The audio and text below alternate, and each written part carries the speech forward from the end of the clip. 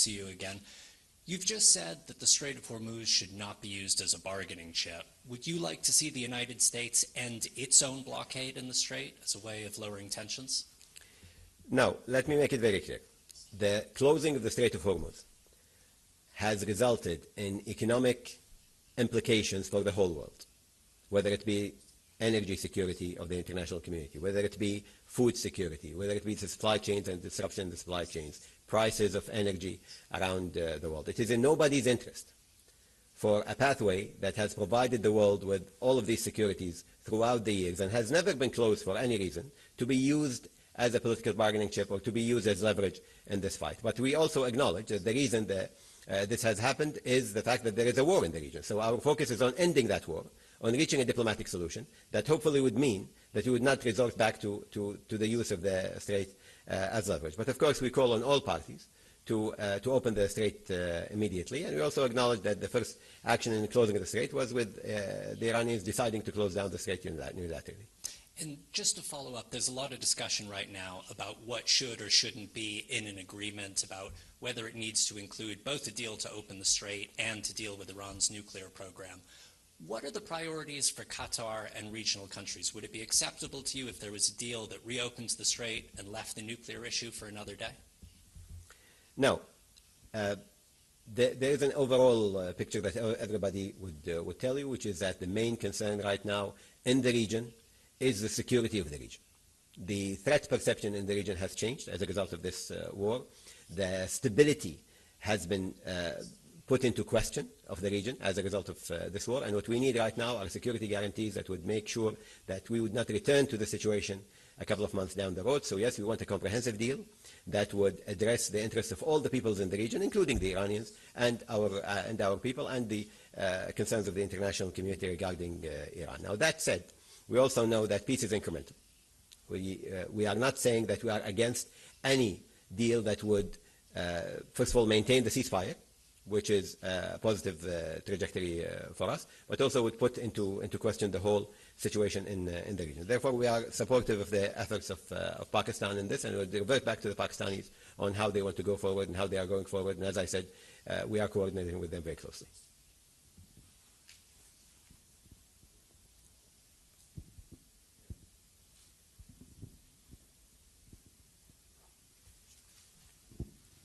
السلام عليكم دكتور. أنا خالد طوالبة وكالة أنباء الصين شنخوا. دكتور، في ظل تصاعد أدوار الوساطة الإقليمية ودخول وسطاء جدد بين أمريكا وإسرائيل وإيران، هل نحن أمام إعادة تشكيل دبلوماسية الوسطاء الإقليميين، تشكيلة جديدة يعني بدل الوساطة التقليدية للقوى الكبرى، أم أن هذه التحركات لا تزال تتحرك ضمن هامش محدود تتحكم فيه واشنطن وطهران؟ سؤال آخر، متى ستقول الخليج بوضوح أن تعنت إيران وضغوط واشنطن يهددان أمن الخليج؟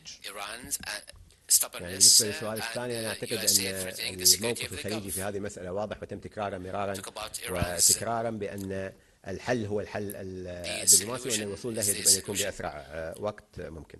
بالنسبة لسؤالك الأول، طبعا دول الخليج بشكل عام ودول المنطقة حقيقة عموما أثبتت خلال السنوات الماضية نجاعة أدوارها فيما يتعلق بالوساطة وفض المنازعات، وأصبحت قبلة دولية لما يتعلق بفض المنازعات. هذا رأيناه ليس فقط في قطر ولكن في دول أخرى في المنطقة قامت بهذا الدور بشكل واضح، ولذلك هذه الأدوار اليوم بشكل طبيعي في ظل وجود أزمة في المنطقة يتم الاعتماد عليها بشكل كبير. في هذه الأزمة تحديدا وبحكم أن دول الخليج كانت تواجه هجمات يومية وكانت تواجه اعتداء على سياستها، كان الوسيط من خارج إطار الاستهداف حتى يكون هناك فرصة أكبر لنجاح المفاوضات، وكما قلنا هذا يتم بتنسيق كامل مع دول المنطقة. أنا لا أعتقد أن هناك إعادة تشكل لخارطة الوساطات بقدر ما هو زخم حراك إقليمي كامل وواسع في إطار التحرك مع الوسطاء في باكستان.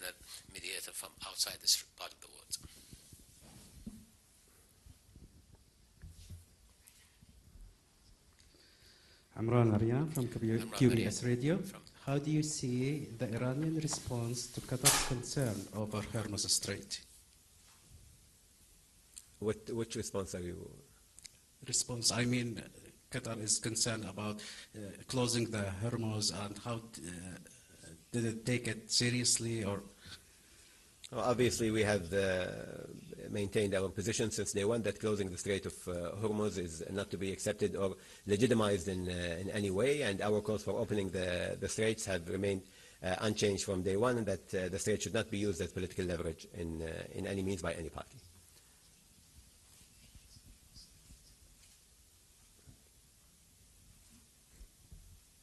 Hi, Dr. Majed, Al-Khalim, Euronews.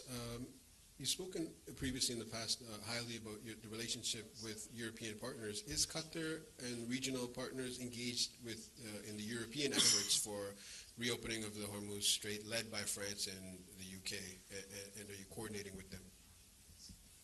Thank you. Of course, we attended the meeting hosted by the UK and France on that issue, and we remain engaging with them over that issue.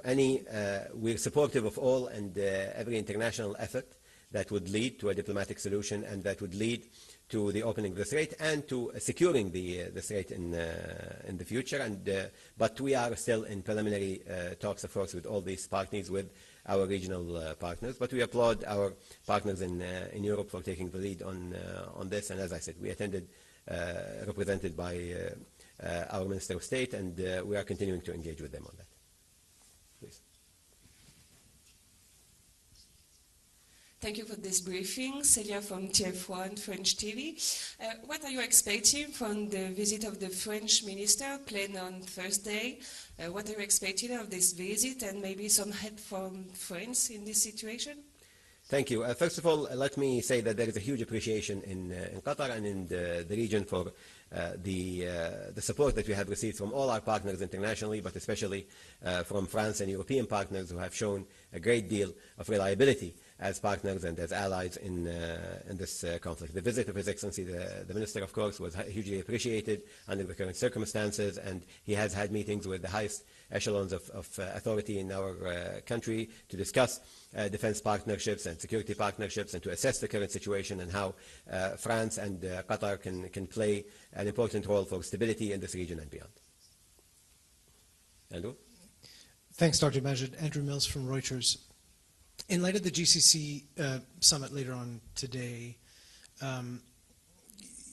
is there discussion among the GCC countries about a possible military role for the Gulf in either reopening Hormuz or in responses to potential future attacks from Iran onto the region? And if that is under discussion, would it be Qatar's position at the GCC, the same position that you've said at this podium many times, that these conflicts get ended at the negotiation table, and you would not encourage a GCC military role? Thank you.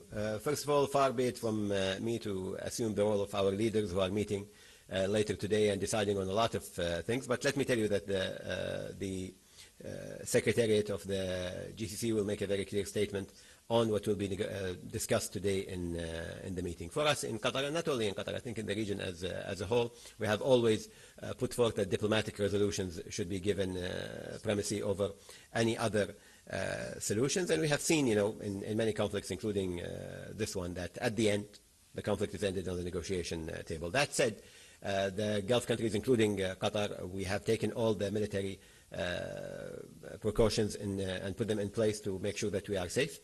We have an interception rate of more than 98% of all the projectiles launched at our country, and we are continuing that. And we have said many times before that we maintain our right for protecting our sovereignty and making sure that these attacks don't go unanswered.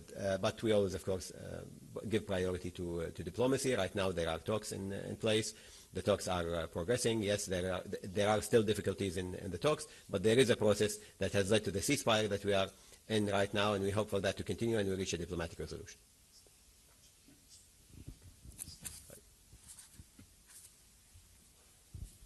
Thank you, Doctor. Could you just describe what is it like for Qatar and other regional countries living with this uncertainty, not knowing if the war is going to restart and if or when the Strait of Hormuz will be reopened? Well, it's never a good thing to live in any kind of uncertainty, especially when this is affecting people's lives in this region and beyond. It's affecting our economies, it's affecting the prosperity and the stability of this region. We are living in an interconnected world where a shipment that cannot go through the Strait of Hormuz affects energy prices in your hometown and has an effect on, as I said before, on food security, on industries around the world, on energy prices, which is something that makes it very clear that this region's issue is an international issue. The issue of the Strait of Hormuz and the issue of this war is not something that can be localized and regionalized. It is something that is affecting all of us collectively. And therefore, I think for us here in the region, the message was always very clear. We need to solve this issue, and we need to find an end that would give the security of the world a rest from what is happening right now, but also would provide sustainable solutions for the future. We do not want to see a return to hostilities in the region anytime soon. We do not want to see a frozen conflict that ends up being thawed every time there is a political reason for that to happen. And therefore, we are very keen to see an end to this war that is sustainable, that takes into account all of our concerns in the region and beyond, and that puts an end to the economic impact of this war on all of us in the world. أنور من قاعد هناك بعيد. السلام عليكم. سلام ورحمة أنا بقعد غاد. دكتور أنا عندي سؤالين، السؤال الأول هل مهمة أو نتوقع من القمة الخليجية التي ستعقد اليوم الخروج مبادرة نحو الأزمة في المنطقة، مبادرة خليجية توضع على الطاولة أيضا إلى جانب المبادرات الأخرى. To this conflict. Second question, the stance of Qatar about the Iranian initiative to split Hormuz reopening from the Iranian nuclear issue. Do you support? شكرا. أولا أنا مرة ثانية أحيلكم إلى الأمانة العامة لمجلس التعاون الخليجي، وأنا متأكد اليوم سيكون هناك حديث مع الصحفيين حول هذا الأمر. بالنسبة لسؤالك الثاني، نحن نؤيد جهود الأشقاء في باكستان في هذه الوساطة بالشكل الذي تمليه طبعا مجريات الوساطة بشكل يومي. نحن كنا دولة وسيطة في العديد من النزاعات، ونعلم أنه يجب أن يترك مساحة للوسطاء للخروج بحلول قد تكون غير مألوفة، قد تكون مختلفة في إطار الوصول لنهاية لهذه الأزمة. بالنسبة لنا طبعا مسألة فتح مضيق هرمز هي مسألة واضحة. لم يكن مقبولا من البداية أصلا أن يتم استغلال مضيق هرمز باعتباره أداة سياسية في هذا النزاع أو في غيره من النزاعات. على مر السنوات والعقود السابقة وعلى الرغم من حدوث الكثير من الأزمات في هذه المنطقة، لم يكن مضيق هرمز في يوم من الأيام سلاحا سياسيا ليتم استخدامه بهذا الشكل. وبالتالي مسألة فتح مضيق هرمز بالنسبة لنا هي ليست جزء من هذه المعركة، بل على العكس نحن نرى أنه يجب أن يفتح مضيق هرمز اليوم وبدون أي شرط سابق من جميع الأطراف. طيب، يعطيكم العافية. Thank you so much. Thank you. See you next week.